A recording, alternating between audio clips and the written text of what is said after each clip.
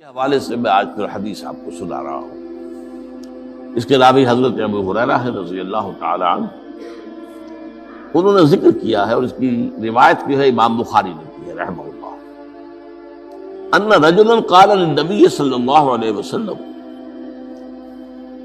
ایک شخص نے حضور صلی اللہ علیہ وسلم سے عرض کیا، او سے دی، حضور مجھے کچھ وصیت فرمائیے۔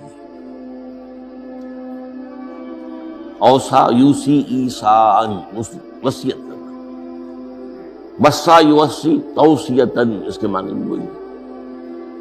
وصا یوسی کے معنی ہو جائیں گے تدریجاً، مسلسل وصیت کرتے رہنا، نصیحت کرتے رہنا۔ اور ایک ہے، ایک مرتبہ آپ نے ایک بات کہہ دی، او سے نہیں، مجھے وصیت فرمائیے، مجھے نصیحت فرمائیے۔ قال لا تغضب، آپ نے ایک ہی بات فرمائی، غصہ نہ کیا کرو، مغلوب الغضب نہ ہو جایا کہ غصہ آئے اور تم پر چھا جائے، تمہارے اوپر اپنا غلبہ کرو۔ فردد مرارا، اب اس شخص کے دل میں شاید کوئی اور بات تھی، اس نے پھر پوچھا، او سے نہیں حضور بس کیجیے وصیت کیجیے۔ آپ نے پھر فرمایا لا تغضب، پھر پوچھا، وہ تکرار کرتا رہا اور حضور نے بھی ہر مرتبہ وہی بات دی۔ اب اس سے اندازہ ہو جاتا ہے کہ یہ بات کتنی اہم ہے۔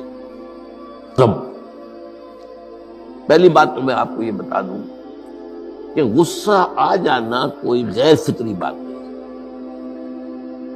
غصہ اللہ تعالیٰ نے انسان میں رکھا ہوا ہے۔ البتہ غصے کے اعتبار سے حضرت حسن، غالباً حسن بصری رحمہ اللہ، ان کا ایک قول بڑا حکیمانہ ہے، بہت حکیمانہ ہے۔ وہ فرماتے ہیں کہ ایک انسان تو وہ ہوتا ہے جو پورا انسان ہوتا ہے، مکمل انسان ہوتا ہے، ایک ہوتا ہے نصف رجل، آدھا انسان، وہ انسانیت کے معیار پر پورا نہیں بنتا، ہاں نصف تک آ جاتا ہے۔